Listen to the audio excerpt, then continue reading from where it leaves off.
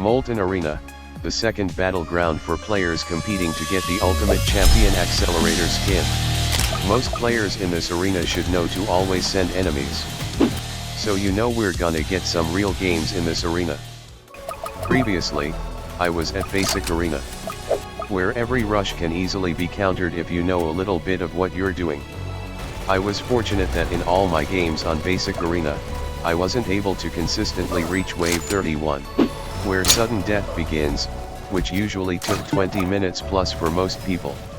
This was before the recent PvP changes where some late game enemy sends got buffed. I do not know if this did much, but after 25 games, in 2v2 matches, I don't have to experience that anymore, since I'm now in Molten Arena. Molten sends here I come. But since we're in the Molten Arena, the time it takes to rank up to the next arena is now doubled. Now I'm required to rank up 6 times. Sergeant 1 to Lieutenant 1 and then Major 1. Where Fallen Arena is. Yeah, so this is gonna take a while. So I started my games with a strat I got from a friend. It uses farm, which was mostly underrated at the time, since a lot of people are still in Basic Arena suffering from sudden death matches. The strategy here is to stack with consumables for an elite Hazmat rush. How do we stack? Well, first, the attribute modifier shown below our base HP bar, which shows the amount of enemies that we send, which are getting the shown attribute. These modifiers can stay there, indefinitely.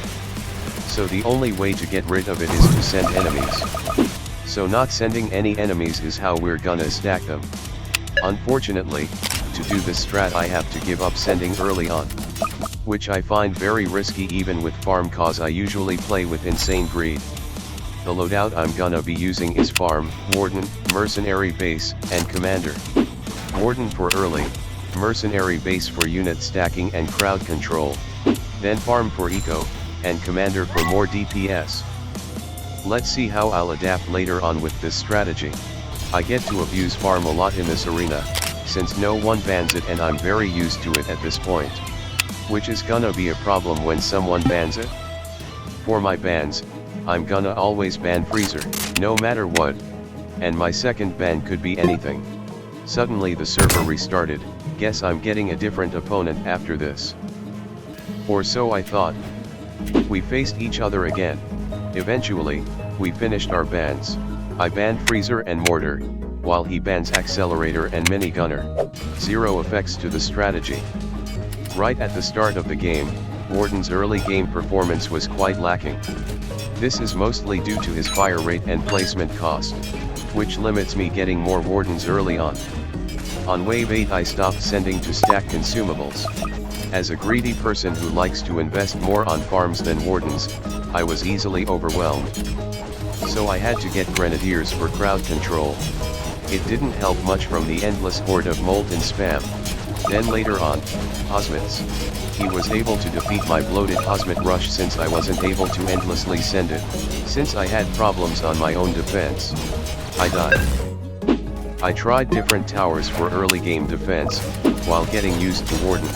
Out from trying Crook Boss, Shotgunner, Scout, and of course Warden. I stuck with Shotgunner as my main early game. It deals good damage while having a little bit of piercing for crowd control. Because of that allowed me to greed more, which is my usual playstyle. Also I often use Rocketeer as my main DPS, unless I can bring Warden.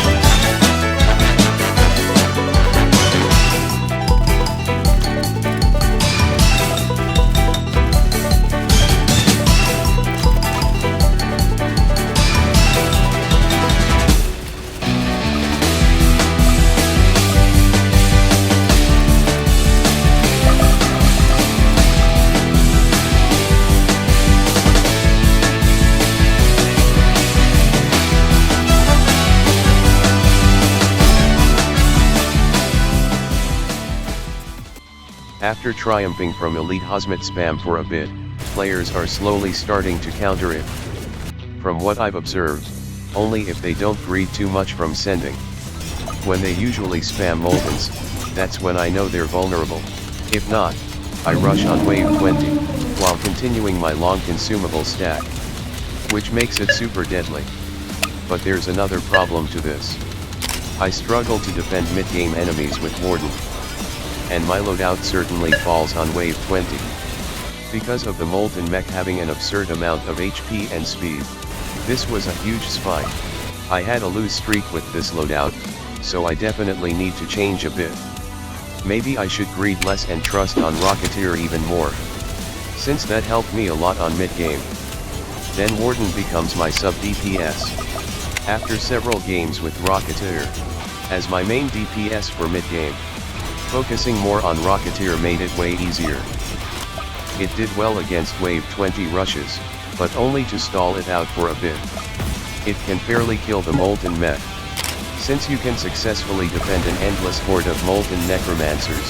Rocketeer wasn't enough, and they're mostly tanky and spaced out. Their spawns aren't too spammy to require an overwhelming amount of splash DPS. So I started using Accelerator more often now, since it's incredibly cost-effective on the first 3 levels for some reason. After hearing how good and broken it is, onward with the grind.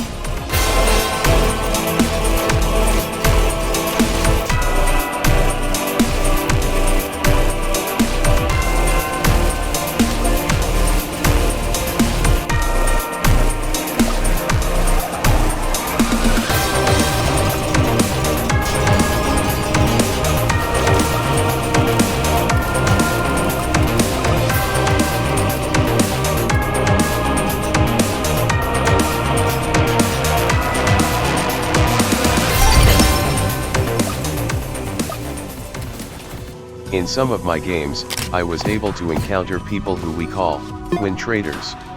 This players ask their way out to quickly rank up to the top, and not have to risk losing elo. I deny their request of win trading, since most of the time they just want me to leave and let them win. A simple no easily makes them leave, and then I can just get the free elo. At this time a lot of people were win trading, so I was able to get some free elo from them. Before it was patched, I realized something stupid about this way of grinding. Usually when you agree to win trade, there's a 50% chance whether you're getting free elo or not. But if you say no, you basically just guarantee it. Which is really funny, and it doesn't matter if they stayed, cause they likely don't know how to play PvP.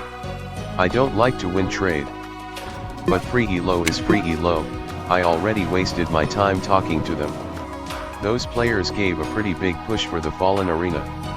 In a rare PvP game, I encountered quite the yapper. All for saying that Crash Course is an NPC map.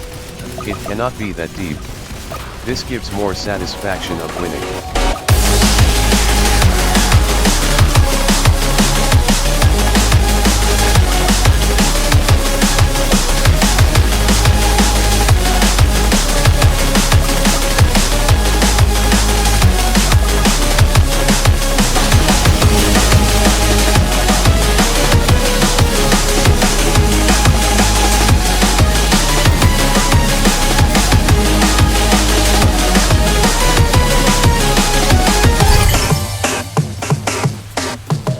He did not react kindly to that. I was pretty lucky he didn't do a counter rush, cause my defense would suck against nimble Molten Titans. Several games after that match, I went from rushing through elite Hazmats, and then Molten Titans, due to consistency. From having a scuff loadout to a fairly solid one. I had a Fallen Arena match since I was Lieutenant 3, but I wasn't able to record it. It is time we face our final game in TDS Mid-ladder. Here are the bans: Freezer, and Necromancer from me. Mortar, and Hacker for the real TMS point. We both picked Form Lands, a well-balanced map. My loadouts were Farm, Pyromancer, Warden, and Accelerator. Will this be the final game?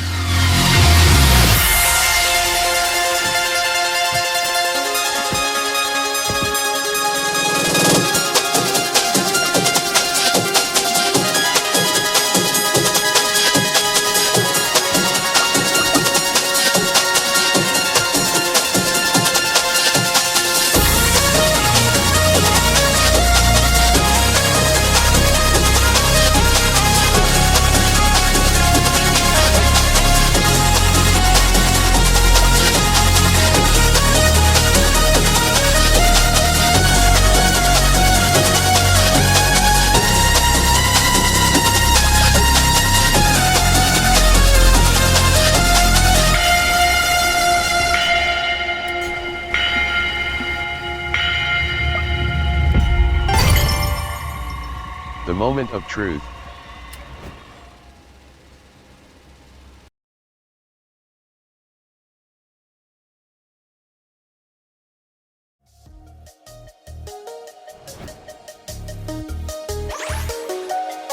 Major 1 is achieved.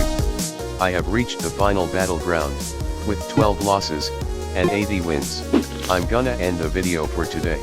It's funny I'm finishing the PvP season pass first before the surf and turf pass. I don't know why they didn't make PvP reward beach balls, but oh well. More reasons for casuals to not play PvP, which only becomes an actual problem on higher ranks, since there's less players to matchmake with, less elo to feed. At this point elo trading is fixed, so I shouldn't be seeing a lot of win traders on Fallen Arena, which makes the elo grinding harder. Anyways, if you like what you see, drop a like and subscribe to see more and the final part of this short series. And thanks for watching.